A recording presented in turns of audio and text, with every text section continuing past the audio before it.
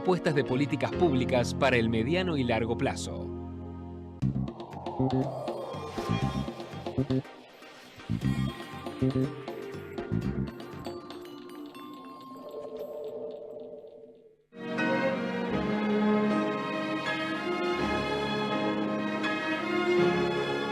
Bueno, estoy con Diego Martínez Bursaco, que es economista. Tenés un posgrado en Mercado de Capitales, ¿no? Sí, así es, Pablo. Bueno, y además trabajaste muchos años, estuviste mucho tiempo como director de MB, inversiones, en Mercado en 5 minutos. Yo te voy a dar 10 minutos para que me digas qué pasa. Es mucho más de lo que tenías en Mercado 5. ¿Qué era Mercado? ¿Qué es Mercado? Es un newsletter financiero donde tratamos de instruir a la gente la importancia del ahorro, de la inversión y cuán importante es pensar una estrategia a largo plazo para esta Argentina, pero también para nivel individual, la planificación financiera, ¿no?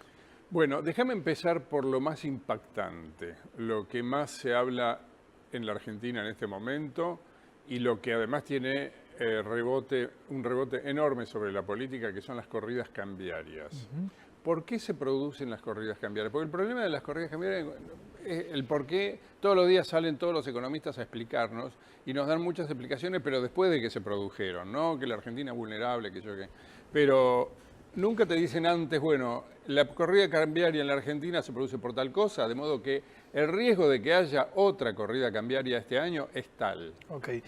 A ver, yo creo que hay dos factores importantes que se complementan entre sí para generar una corrida cambiaria. La primera tiene que ver con nuestra historia económica, ¿no? Argentina. Argentina está llena de episodios de crisis financiera y económica que derivan justamente en una corrida cambiaria. Y la segunda, el segundo elemento importante es la desconfianza, ¿sí? A ver, ¿por qué hay una corrida cambiaria? La corrida cambiaria es un síntoma de desprecio hacia la moneda local, ¿sí? Y evidentemente cuanto más es el riesgo financiero y económico y más se percibe en la Argentina, considerando las expectativas que tuvimos en el pasado, es como que todos los agentes de la economía tienden a refugiarse en lo que le da más seguridad para pasar esos momentos de máximo estrés. Y esto es el dólar. Y cuando uno corre al dólar es en detrimento del desprecio por el peso en esta oportunidad. Antes fue por el austral y antes fue por otros signos monetarios que tuvimos en nuestra historia. Entonces, creo que atándolo un poquito a lo que comentaron ustedes con Enrique en la primera parte del programa, bueno, incertidumbre es lo que va a caracterizar este año 2019, política económica, y eso puede derivar justamente en presión cambiaria. Y ahí uno ve los elementos que tiene al alcance el Banco Central de la República Argentina y el Tesoro como para tratar de evitar que se generen estas expectativas que se retroalimentan y que pueden ser muy dañinas desde la confianza hasta un esquema monetario rígido como el que tenemos hoy. Para alguna gente, y vos lo ves, esto lo ves en las redes sociales, ¿no? Hay visiones, siempre en la Argentina hay visiones conspirativas sobre todo. Pero sobre el dólar se pusieron de moda la última semana estas visiones conspirativas, ¿no? Como que no es casualidad que pegue estos saltos el dólar como el de la semana pasada, que en realidad son, bueno, quedó esto por ahí de la caída de Alfonsín en el 89, ¿no? Sí. Como que hay fuerzas que pueden operar para producir cimbronazos que tiendan a desestabilizar el gobierno. ¿Es cierto esto? Bueno, la verdad es que si la dirigencia política que gobierna la Argentina desde hace muchísimos años, hoy con un signo político totalmente distinto, hubiera generado las condiciones de certidumbre y de mayor estabilidad, no tendríamos que andar buscando los chivos expiatorios de los que generan justamente esas, por ahí malintencionadas, si uno quiere, digamos, difusiones por las redes sociales. Es cierto que hoy el proceso de información y adquisición de conocimiento por parte no solamente de la gente que está en el tema, sino por la sociedad en su conjunto a través de redes sociales, es muy masivo y es instantáneo, ¿sí? Entonces uno puede tratar de identificar quizás que haya intereses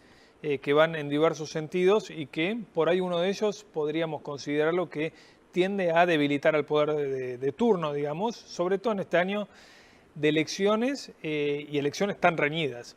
Ahora, no podemos descansar en esto, digamos, para justificar nuestros fracasos económicos de lo largo de los últimos 60, 70 años, ¿sí? Porque si no, En realidad siempre vamos a tener... Pero a la pregunta de si puede haber alguien en un sótano No, conspirando y planeando, bueno, vamos a hacer tal operación con tantos millones de dólares para producir un golpe de efecto en el mercado cambiario, ¿o no? No creo, salvo que la situación esté en un extremo que uno diría, bueno, esto se salió de las manos, no, porque cuando uno ve algunos números particulares, la verdad es que no hay lugar ciertamente para una corrida cambiaria de una magnitud que uno dice, bueno, este se salió de la vaina antes de las elecciones presidenciales. El Banco Central tiene 60.000 millones de dólares de reserva, hay 10.000 por venir del Fondo Monetario Internacional. Obviamente esto va a ayudar a que el mercado cambiario esté más aceitado. ¿Será suficiente la oferta de dólares? Y bueno, lo sabremos con el paso del tiempo. Lo que no podemos ignorar es que en este proceso de desconfianza económica y política seguramente el argentino va a ir al dólar, pero porque es una cuestión natural del comportamiento del argentino en estos periodos electorales, ¿sí? Entonces, esto no puede ser fundamentado justamente en un plan que está en un sótano diciendo, bueno, vamos a desestabilizar por el mercado cambiario, ¿sí?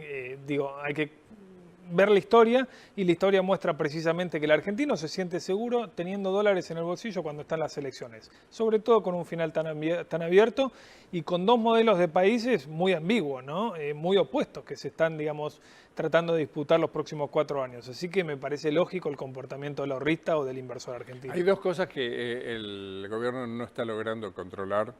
Una es la inflación y la otra es el dólar. Sin embargo, la inflación se supone que nos afecta a todos y a los sectores más vulnerables de la población mucho más, ¿no?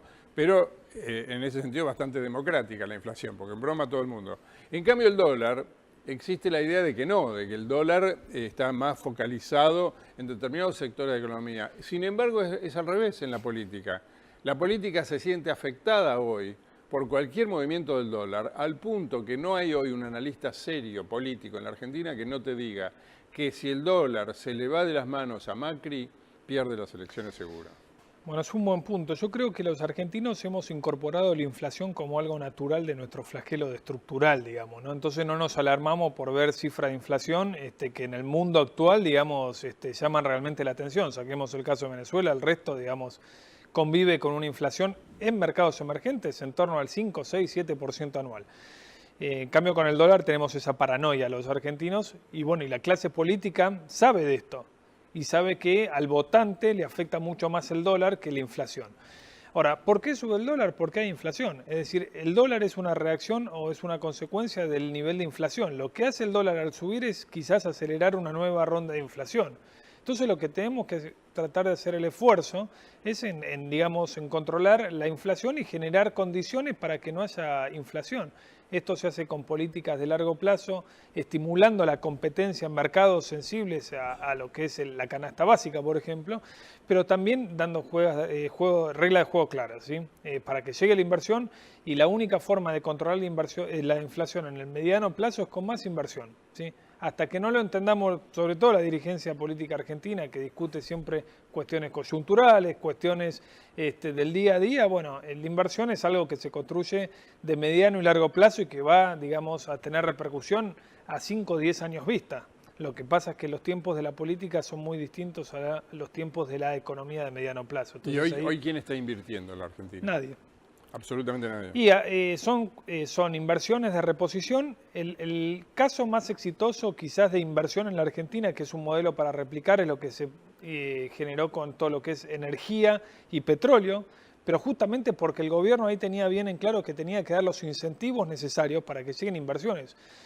Pablo, una inversión, cuando uno piensa una inversión física en Argentina, es para dejarla al menos 10 años. Es decir, hundir capital en la Argentina con 10 años vista implica que pedís mucho de rentabilidad para un proyecto por el riesgo sistemático de la Argentina, o que realmente están los incentivos y vos pensás que se van a mantener el tiempo. Vaca Muerta es un claro ejemplo, y otros sectores no, ¿sí? ¿Por qué? Porque ahora tenemos, si vuelve el peronismo o el kirchnerismo, tenés problemas regulatorios importantes, se van a volver a meter en las empresas o no. Acordémonos que la estatización de las AFJP, por ejemplo, en el año 2008, implicó que directores del gobierno se sienten en la mesa de las empresas privadas más importantes de la Argentina, ¿no? Entonces eso es una señal importante para cualquier inversor local y sobre todo para alguien internacional. Pregunta final sobre la actividad económica, el nivel de actividad económica, ¿cómo lo ves para los próximos 90 días? Yo veo bastante difícil, lamentablemente, que el salario real se recupere, ¿sí? Respecto a lo que estamos viendo de la inercia inflacionaria y respecto a lo perdido, ¿no?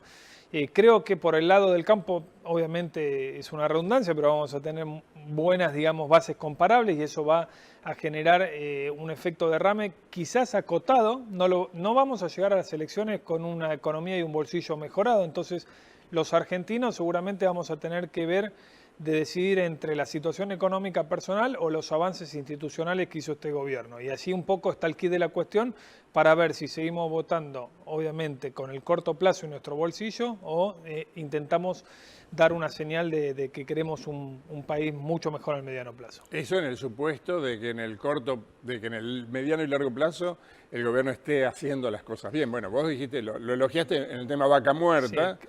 Pero en otros aspectos de la economía no se ve el largo plazo. Creo que Macri aprendió un poco la lección, dejó trascender, digamos, de que el día 1 de su segundo mandato, en el caso que eso ocurriera, iba a ir con las reformas estructurales a fondo, pero creo que desde el punto de vista del inversor, del ahorrista, lo que se está buscando es que el discurso, digamos, después tenga correlato con los hechos. ¿Sí? El gobierno de Cambiemos dijo que había que apostar al ahorro local, después puso el impuesto a la renta financiera.